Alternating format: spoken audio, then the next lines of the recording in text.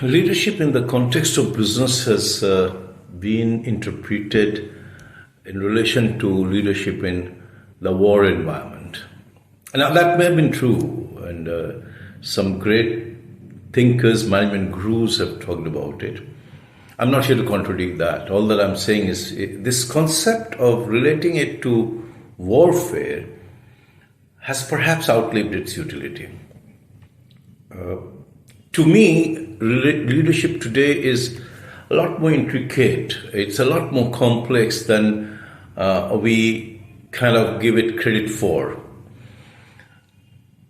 There are three elements, three very crucial elements. The first element would be the people around you, people who you are expected to lead, manage, motivate, and the people who are going to deliver the results for you.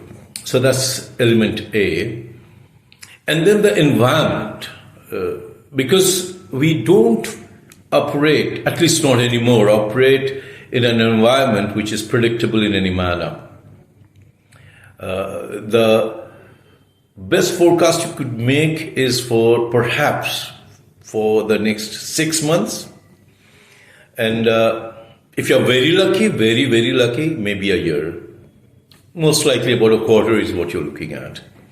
Therefore, there has to be this ability not only to adapt, something that has been talked about very often, to adjust to the emerging environment, but equally to be able to foretell what is likely to emerge. Now, that would also mean a lot of analytical ability, and not purely in terms of data and numbers, right? A lot of sensitivity towards the external environment.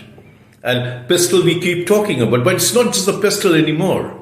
And maybe within pestle you would look at environment as one of the major factors. The political environment could be another huge one. Are you reading it enough?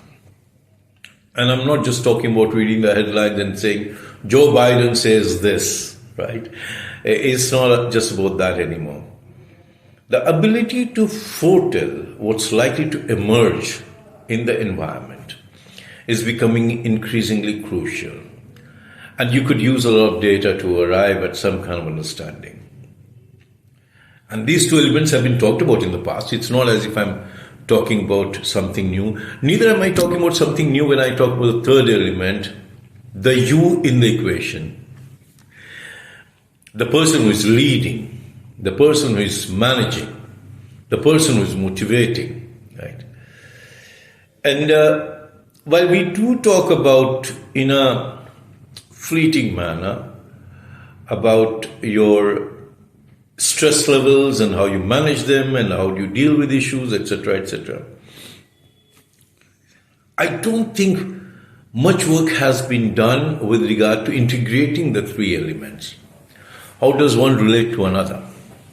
And I'm suggesting that we should look at this triangle a little more closely. We need to perhaps understand things a whole lot better.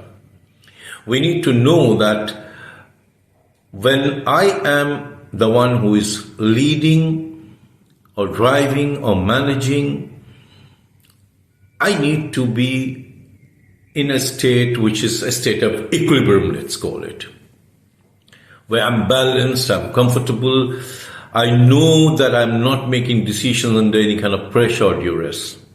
That's important because when you make decisions under pressure, you are likely to make one that is faulty.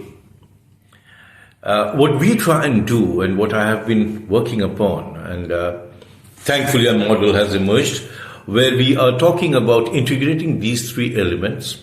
And depending on the level you are, the intensity can be defined as to how much time needs to be spent on each one of these aspects. The more senior you are, more important it would be for you to reflect on how you are reacting and responding to different triggers. That means that the you becomes far more crucial in this entire business, right? At a mid-level, it would be about how you manage your people, without neglecting the other two, but the focus would be how you manage your people. And at the frontline level, as a manager of small teams, of the team that executes. The element which is in relation to the environment and predictability and how you adapt and adjust, that would become important. We can discuss it in more detail, and we can try and understand all these three aspects a little more closely and a lot better if we have an opportunity of talking to each other. Thank you very much for your time.